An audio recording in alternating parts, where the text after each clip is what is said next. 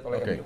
Tapi memang ada beberapa result ya. Everton, casing point-nya, kemudian juga Wolverhampton Wanderers dan juga Leeds United. Dua struggling team, bahkan lawan West Ham juga sama. Sorry. Jadi ini adalah poin-poin yang mungkin membuat semakin situasinya tidak nyaman bagi Ruben Amorim. Dan Mike, kalau lo lihat dengan situasi sekarang, dari ada laporan teman gue juga di Manchester, tadi gue sempat ngobrol, sepertinya ada revolt dari supporter kepada lagi-lagi Glazers dan Ineos. They don't know what they're doing. Mereka bukanlah orang-orang yang ahli di sepak bola, dan yang ditunjuk adalah bangke-bangkenya Manchester City yang mereka juga agak kesel gitu kan. Dan ini sepertinya akan ada divide lagi, ada perpecahan lagi yang harusnya nggak terjadi antara supporter dengan tim dengan ownership. Di Tapi Manchester sepertinya akan United terjadi di Manchester United ya. Well ya, this is sepak bola. Karena klub itu kayak family. Dan kayak gini, menurutku ya dari tadi aku dengerin, pelatih yang bagus adalah pelatih yang dikasih seadanya, dia bisa bikin ini naik. Hansi Flick. Betul, lagi-lagi. Cuman kalau kita bilang pemain MU sejelek itu kah? Nggak juga. Setuju.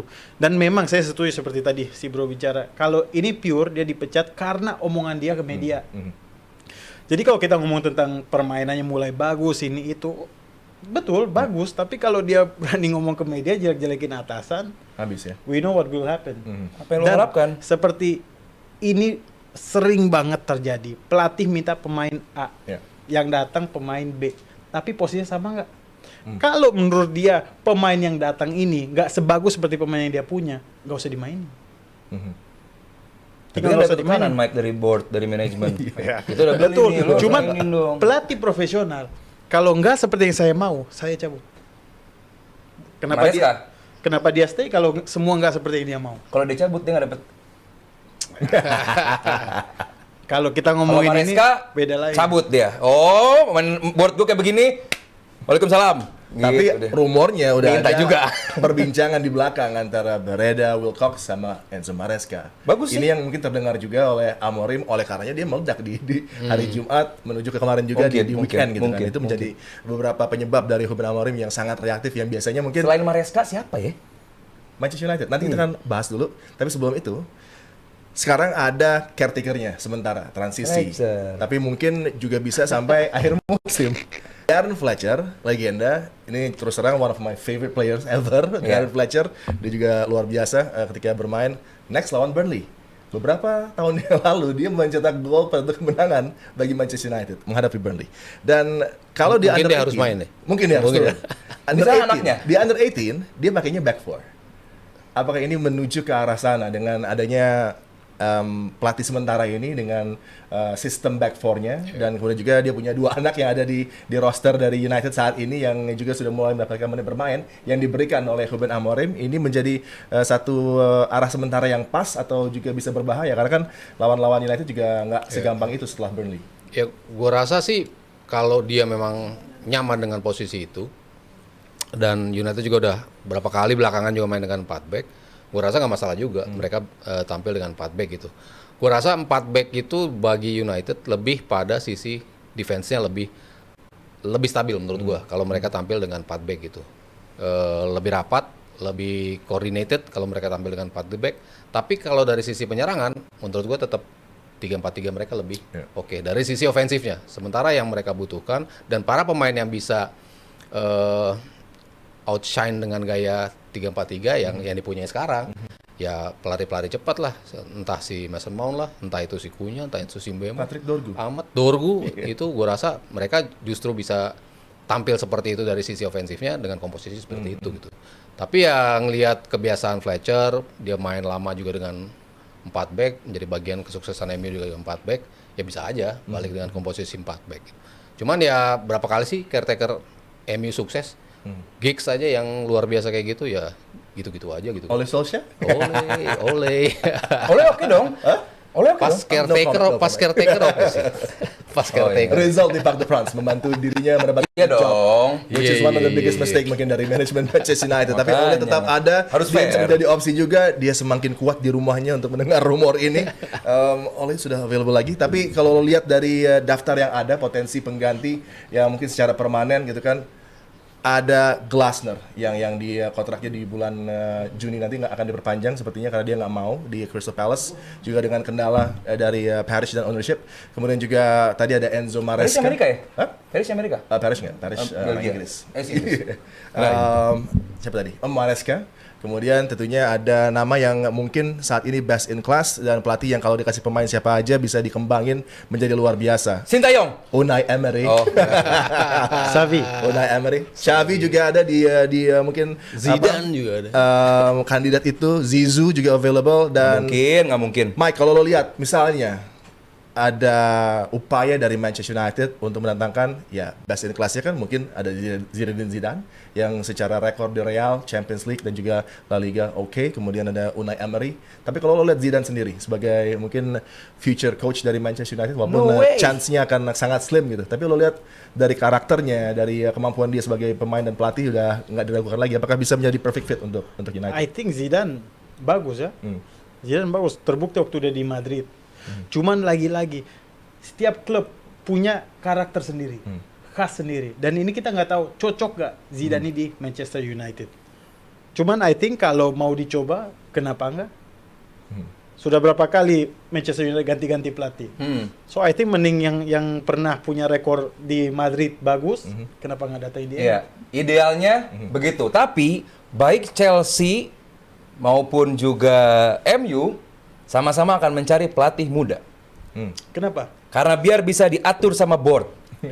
Zidane dengan pengalamannya, dengan CV-nya ya. CV-nya Emang Amorim, bisa ngomong kayak begini. emang Amorim nggak muda, muda juga kan? Ya muda, makanya nyarinya muda kan. Iya. Tapi mungkin kalau Zidane datang, board ikut campur, Zidane pergi, dan di situ sudah terbukti. Selama ini the problem was there. Mungkin Iya, betul. kalau Zidane itu terjadi, bisa jadi. Kan? Masalahnya yang punya final say bukan Zidane. Yang punya final say Amorim lagi. Ya itulah ini atas Pembantunya dan dia, kawan-kawan. Wilcox. Yes. Iya. Jadi gue bilang baik Chelsea dan MU lihat aja pasti bakal pelatih-pelatih muda lagi yang bisa diatur sama board gitu. Karena pelatih itu cuma bisa pengennya jangan diganggu soal 4 hal. Siapa yang dimainkan, siapa yang tidak dimainkan, siapa yang diganti, siapa yang masuk. Itu 4 utama bagi pelatih yang jangan diganggu orang. Nah, Amorim, Maresca juga diganggu. Kalau menurut Itunya. gue sih mau tua mau muda, tapi harus pelatih yang lu akan kasih dia waktu.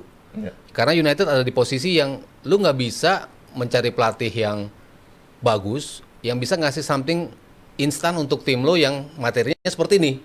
Menurut gua mereka nggak ada di posisi itu. Mereka ada di posisi di mana ya seperti Amorim ketika datang, lu tiarap dulu di musim pertama, lu mulai naik di musim kedua, and lu akan bagus di musim ketiga.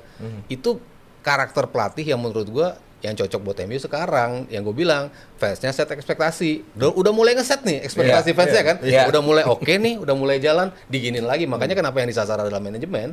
Ya karena mereka sudah merasa we're doing something nih dengan Amorim. Emang belum stabil, tapi kita udah melihat tim ini punya kok kemampuan untuk melakukan itu. Nah, yang dibutuhin emang pelatih yang seperti itu. Tapi sabar apa enggak nih? Iya. Board untuk bisa melihat itu. Kalau lo mau cari pelatih, oke, let's say Zidane yang bisa do dengan cepat dengan Real Madrid. Materinya Madrid kayak apa gitu kan, ya bisa dia lakukan itu di Madrid gitu. Yeah. Tapi kalau di United gue rasa enggak, lo harus nge-build something di tim ini karena you're not in that position untuk bisa berbuah dengan instan tim ini. Berarti best result Amorim adalah ngalahin Liverpool. Bisa jadi. Iya. Tapi itu sebuah legacy yang Sebuah legacy dong. Iya dong. Yang akan dilupakan dong. Dan kita harus yang membuat apresiasi itu. season Liverpool Mainnya jadi berantakan. mainnya Berantakan setelah itu. mainnya di Anfield lagi. Mainnya di Anfield Iya, lagi. iya, iya. Arsenal nggak bisa. kalah. Kalah makanya. Jadi buat gue ya nggak tahu lah. Oke, ada lagi satu nama yang sudah muncul lagi nih, Christopher Vivell, yang sekarang juga sepertinya lagi come on. kebanyakan tangan nih di Manchester United. Abis Ashworth keluar, sekarang ada Vivell yang katanya akan dilibatkan lebih oleh Wilcox. Ini juga masih menjadi keadaan yang tidak nyaman, dan tadi juga potensi revolt dari supporter karena mereka mengingat apa yang dikatakan oleh Sir Alex Ferguson ketika dia keluar dari Old Trafford dan Manchester United adalah back the manager.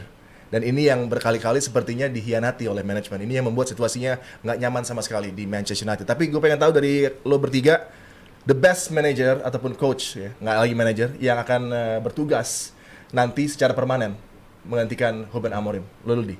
Gue MU butuh pelatih yang bisa struktur, Enzo Maresca. Gitu. Dan gimana lu bisa nge-back your manager kalau manager lu nyerang board lu. Yang penting bisa struktur, Gue rasa kayak gini, kalau kalah pun saham MU naik. Kalah, saham pun naik. Jadi buat gue itu bukan hal utama bagi board, bukan hal utama ya. Bukan satu-satunya hal utama bagi MU soal hasil akhir. Kalah pun saham naik. Jadi asal lu bisa inline dengan board, harmonis dengan board, lu akan maafin lah gitu hasil jelek. Maresca datang tapi bawa Enzo sama Caicedo bisa. Mau bayar berapa? Lini tengahnya- Uangnya dari mana? Lini tengahnya begitu mas Caicedo susah. cepet, Enzo berapa? Pelatih manapun juga susah. Chelsea nggak akan lepas lah. Mike, siapa yang bisa menggantikan Ruben Amorim? Setelah tadi lo bilang Zidane ya tadi. Bentar. Pelatih favoritku ada di tim rival Pep. Manchester City. Pep Guardiola. Guardiola. Seperti kata Messi, dia pelatih terbaik. Dan aku suka banget waktu dia bilang, kalian kalau dapat bola, attack. Kalian harus haus gol, haus darah, hanya untuk cetak gol. Cuman we know itu nggak akan mungkin terjadi. Mungkin, karena kontraknya juga habis. By the end of the season, I think. Well, Nah, kalau ini dari kita akan City lihat ke nih. MU nih kayak Board nurut nggak dia minta pemain? Tapi Pep kalah sama satu pelatih yang baru pertama kali jadi pelatih di Premier League.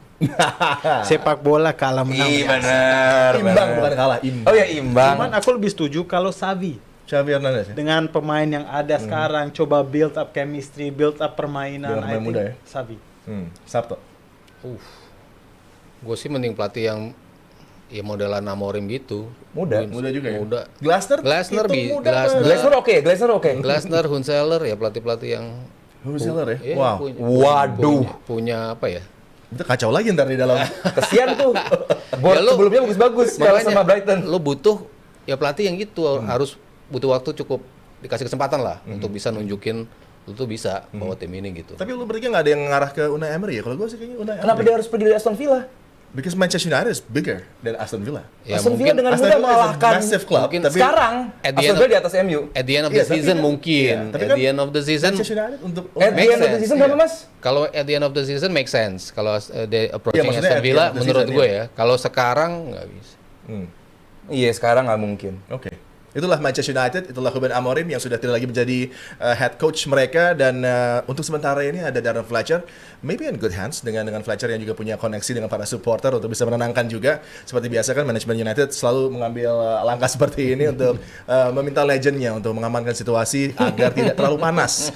Tapi juga nama Michael Carrick juga menarik untuk bisa diedarkan sebagai kandidat dari nanti head coach dari Manchester United. Dan JM Team, silakan bikin video reaksi kalian lihat pemecatan Amorim di IG atau di TikTok. Video maksimal 1,5 menit, tag JMTV dan kasih hashtag reaksi gua dengar Amorim dipecat dan hashtag DPI. Ditunggu sampai hari Rabu jam 12 siang akan ada 3 pemenang yang diumumkan di DPI Rabu nanti. Jadi JM Team silahkan bikin video reaksi kalian lihat pemecatan dari Amorim di IG atau di TikTok. Video maksimal 1,5 menit, tag JMTV dan kasih hashtag reaksi gue dengar Amorim dipecat dan hashtag DPI. Ditunggu sampai hari Rabu jam 12 siang akan ada 3 pemenang yang diumumkan di DPI Rabu nanti. Kayak tadi tuh, Tio sama Mardel yang udah memberikan reaksi instan mereka dengan pemecatan dari Ruben Amorim. Gue ngomong Kalau lu gimana Di? Kalau lu gimana Di? Apa tuh? Reaksi lu apa? Lu kan ngikutin MU sampai ada yang bilang lu fans MU tuh. Reaksi lu gimana? Kaget nggak lu? Ya? Nggak kaget lah. Nggak kaget. Funny, lucu ya gitu. Nggak kaget with the system of the ownership dengan masuknya Radcliffe dan Ineos doesn't know how to run football. Gue setuju dengan Iya, emang nggak bisa. para supporter gitu kan. Dengan juga mereka mempertahankan Ruben Amorim setelah result di Tottenham, menurut gue juga itu menjadi keadaan yang cukup unik. Tapi kemudian nggak lama berselang ketika mereka diserang baru dipecat gitu kan. Jadi ketika resultnya udah jelas buruk, masih ada waktu. Tapi Dimaafin. kalau lo nyerang gue, Jangan. sikat. Oh jangan. Ya itulah hal yang mungkin nggak objektif dan nggak positif Egosentris. dari modul American Ownership / Ineos. Slash Ineos ya, Ineosnya. Dan untuk penggantinya, jelas Unai Emery kalau gua. Best in class harus datang. Dan Unai Emery Now. adalah, no. At the end of the season. Oke.